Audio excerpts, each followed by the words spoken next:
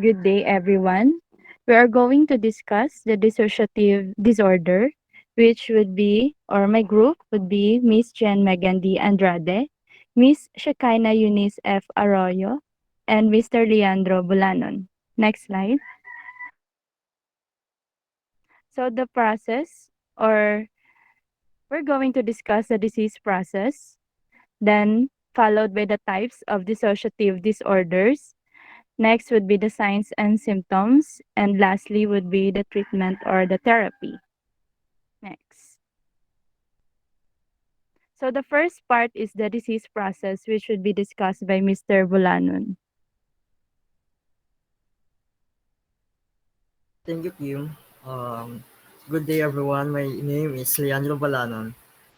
I'm going to discuss the disease process. Next slide, please. But first, what is dissociative disorder?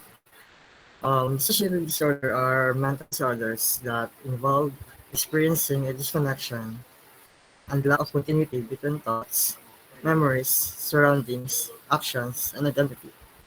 People with dissociative disorders escape reality in ways that are involuntary and unhealthy and cause problems with functioning in everyday life. So how does dissociative disorder happen? Credits nga pala sa Pinterest for the diagram. So according to the diagram, dissociative disorder starts when an intelligent, creative child is exposed to repeated abuse, either physical, emotional, or sexual abuse, which could lead the patient to be traumatized.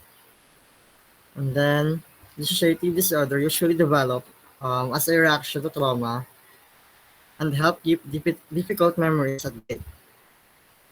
The disorders most often form in children subjected to long-term physical, sexual, or emotional abuse, or less often, a home environment that's frightening or highly unpredictable.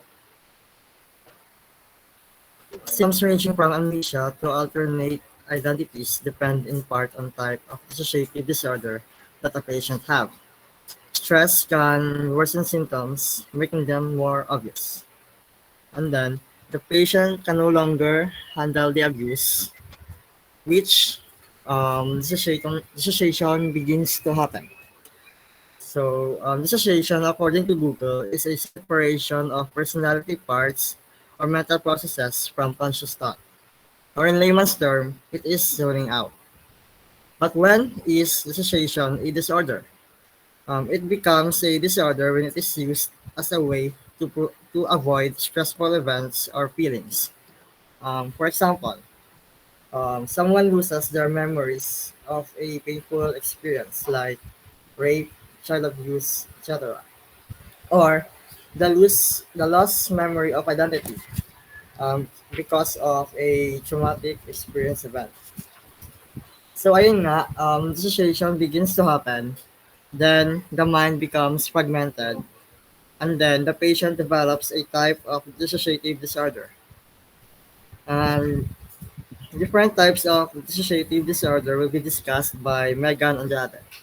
Megan.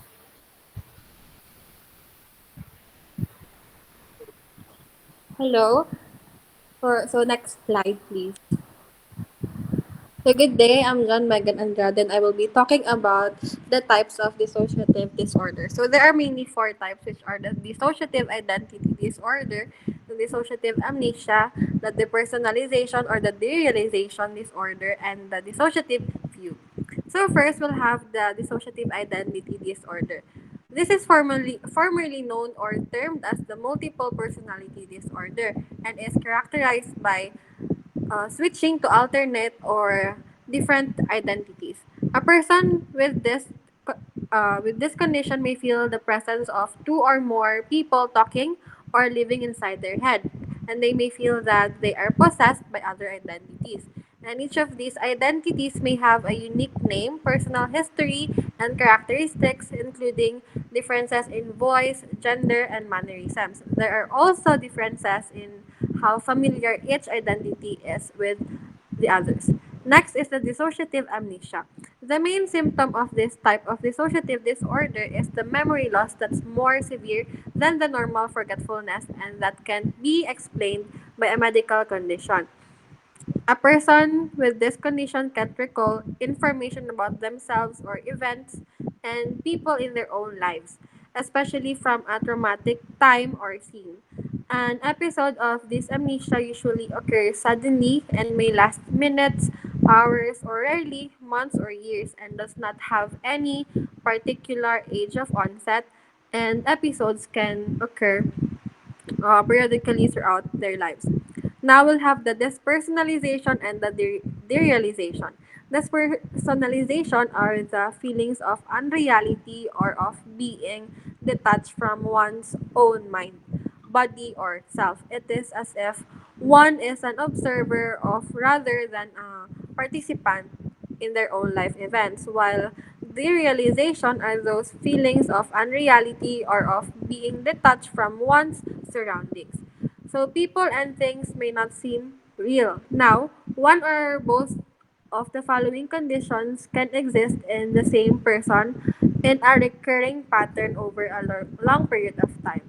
And people with this type of disorder usually can testify that they feel usually distant and emotionally unconnected to themselves and as if like they are only watching a character in a boring movie. So lastly, the dissociative fugue. This is also known as psychogenic fugue. On this condition, the person with this condition suddenly and without any warning can't remember who they are and has no memory of their past at all. They don't realize that they are experiencing memory loss and may invent a new identity. Typically or commonly, the person with this condition travels usually away from their home, sometimes over thousands of kilometers while in the fugue, which may last between hours and months. And when the person comes out of their dissociative fugue, they are usually confused with no recollection of the new life that they have made for themselves. So next, for the signs and symptoms, will be presented by Miss Arroyo. So thank you, Megan. I'm Shikaina Eunice Arroyo. I will present to you the signs and symptoms of dissociative disorder. First is the long-term gaps in memory concerning everyday events, so such as personal information or traumatic events of the past. Next is a sense of being detached from yourself and your emotions. Then a perception of people and things around you as distorted and unreal, and problems in social settings. So example is your workplace or other areas of functioning in daily life. So the seriousness of such problems can range from minimal to significance. The next is the blurred sense of identity. So this could mean that a person's goals, beliefs, and actions are constantly changing. And next is significant stress or problems in your relationship, our work, for example, or other important areas of our life. And the inability to cope well with emotional or professional stress. And lastly is the mental health problems. One of example is the depression, also anxiety, and of course the suicidal thoughts and behavior. Next will be the treatment to be discussed by Ms. Berdandino. For the continuation, the treatment for DD or DID is first psychotherapy. It is the primary treatment for DID. It is also known as talk therapy or psychosocial therapy. So this includes the cognitive behavioral therapy or the CBT and the dialectical behavioral therapy or the DBT. So, the cognitive behavioral therapy or the CBT centers on identifying and changing inaccurate or distorted thinking patterns, emotional responses, and behaviors. While the dialectical behavioral therapy or the DBT addresses thoughts and behaviors while incorporating strategies such as emotional regulation and mindfulness. So, the difference between the two is that cognitive behavioral therapy is when you're thinking about the situation that you wanted to alleviate, while the dialectical behavioral therapy rather is when you verbalizes what you feel. So examples of psychotherapy includes journaling or gardening. Mga makaron. Next is, or the goal of psychotherapy is to learn how to cope with the patient's disorder and to understand the cause of it. So next is hypnosis. It plays a prominent role in the first successful treatment of the condition now known as dissociative identity disorder. It is by Antoine Despines in the 1830s and continues to be employed in its treatment in the 21st century. So hypnosis was the first treatment before bago ma-discover ang psychotherapy. So ang use ng hypnosis in terms of treatment sa DID is to enhance the memory of the certain incident that causes trauma sa patient. Next is for medications. It is sometimes used in the treatment of DID, although there are no medications specifically recommended for the treatment of dissociative disorders. The doctor might use them for associated mental health symptoms. So the common use medications are the anti-anxiety medications. This is to prevent or treat anxiety symptoms. Next is the antipsychotic drugs. It is where it works by altering brain chemistry to help reduce psychotic symptoms like hallucinations, delusions, and disordered thinking. They can also help prevent those symptoms from returning. Then lastly is the antidepressants. It is to relieve the symptoms of severe depression, such as feeling very down and exhausted, and prevent them from coming back. They are meant to make you feel emotionally stable again and help you to follow a normal daily routine. So, in summary, there is no treatment or cure for the dissociative disorder.